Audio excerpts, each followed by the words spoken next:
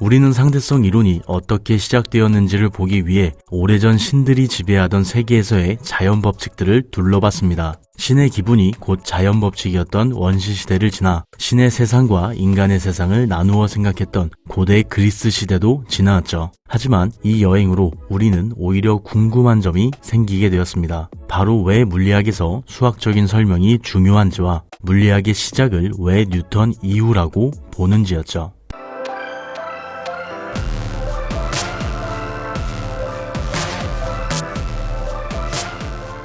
물리학에서 수학적인 설명이 중요한 이유는 바로 해석 때문입니다. 바나나로 예를 들어보죠. 바나나 하나에 바나나 하나를 더하면 얼마가 될까요? 당연히 2개가 되겠죠. 하지만 이는 다르게 해석될 가능성이 있습니다. 왜냐면 바나나 한 송이에는 약 14개 정도의 바나나가 달려있기 때문이죠. 그래서 바나나 하나에 바나나 하나를 더한다고 했을 때 누군가는 바나나가 2개라고 대답할 것이고 누군가는 바나나가 총 28개라고 대답할 겁니다.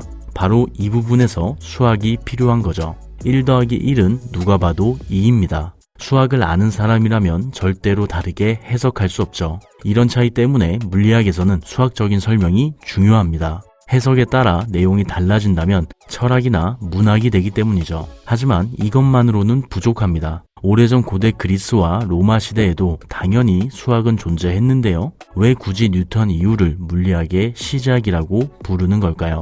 물리학은 자연의 아주 기본적인 법칙인 운동 법칙을 통해 모든 자연 현상을 설명하려는 학문입니다. 다르게 말하자면 물리학은 운동 법칙 하나로 자연에서 일어나는 모든 현상을 설명할 수 있어야 한다고 말할 수 있죠. 뉴턴의 운동 법칙의 핵심은 바로 F는 ma라는 이 운동 방정식입니다. 그리고 이 짧은 방정식 한 줄로 뉴턴은 자연현상을 모두 설명했죠. 그래서 뉴턴 역학을 물리학의 시작이라고 말하는 겁니다. 뉴턴의 역학만이 물리학의 정의에 부합했다는 거죠. 하지만 뉴턴이 이런 결론을 내릴 수 있었던 건 결코 뉴턴 혼자만의 업적이라고는 볼 수 없습니다. 물론 이런 이야기는 닭이 먼저냐 치킨이 먼저냐의 문제이긴 하지만 어쨌든 뉴턴 역학 뒤에는 지동설이 존재했죠. 지동설은 태양이 우주의 중심이며 지구를 포함한 다른 천체들이 태양의 주변을 돈다는 이론인데요. 코페르니쿠스가 주장한 것으로 알려져 있지만 사실 지동설은 고대 그리스 시대부터 존재했던 이론입니다.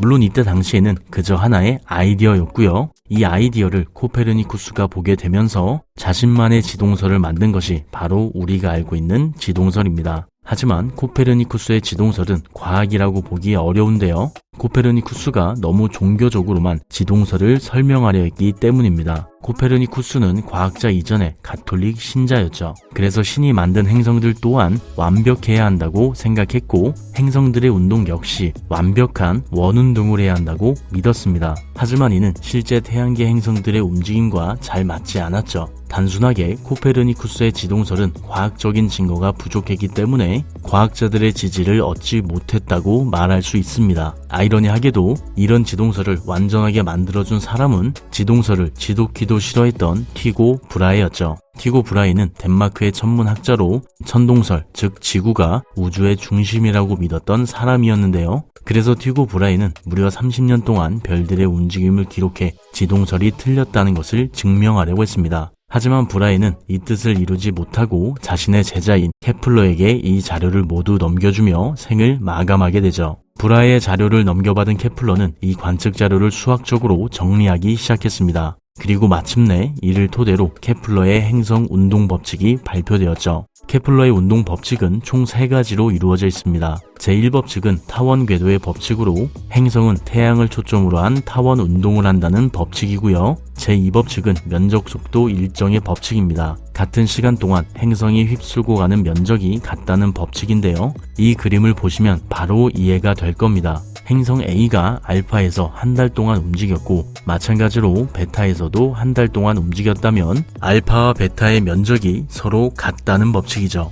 이는 행성 A의 공전 속도가 모항성에 가까워질수록 빨라지고 모항성에서 멀어질수록 느려진다는 것을 의미하는 법칙입니다. 제3법칙은 조화의 법칙인데요. 이 법칙은 행성의 공전 주기의 제곱은 궤도의 긴 반지름의 세제곱에 비례한다는 법칙입니다. 단순하게 여기 태양계가 있다고 가정하면 모항성으로부터 먼 행성일수록 공전 주기가 느려진다는 법칙이죠. 이 법칙들은 과학적인 증거를 바탕으로 만들어졌기 때문에 누구도 이 법칙이 틀렸다고 말할 수 없었습니다. 그리고 케플러의 법칙을 통해 행성들의 운동이 타원 궤도를 가진다는 것이 밝혀지며 지동설 또한 더 완전한 이론으로 거듭나게 되죠. 완전한 원궤도를 이용하려 했던 지동설은 주전원이라는 이 작은 원을 이용해 행성의 움직임을 설명할 수밖에 없었는데요. 주전원은 사실 천동설에서 행성의 움직임을 설명하는 방식과 똑같습니다. 초기의 지동설과 천동설의 차이는 오직 지구가 우주의 중심이냐, 태양이 우주의 중심이냐밖에 없었던 거죠.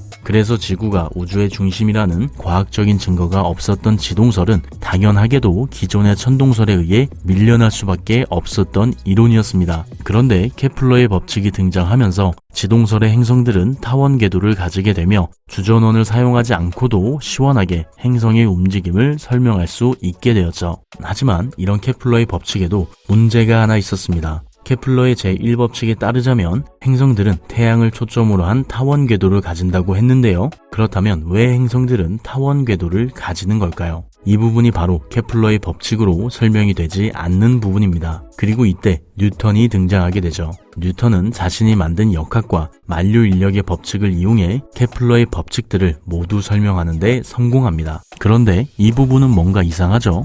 행성의 움직임을 설명하기 위해 사용되는 만류 인력의 법칙은 질량이 있는 두 물체 사이에 인력이 존재한다는 법칙입니다. 그렇다는 건 태양과 행성들이 서로를 끌어당기고 있다는 건데 어떻게 서로를 끌어당기고 있는 태양과 행성들이 타원 궤도를 가질 수 있는 걸까요?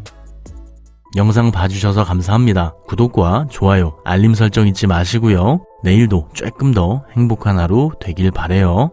윤맨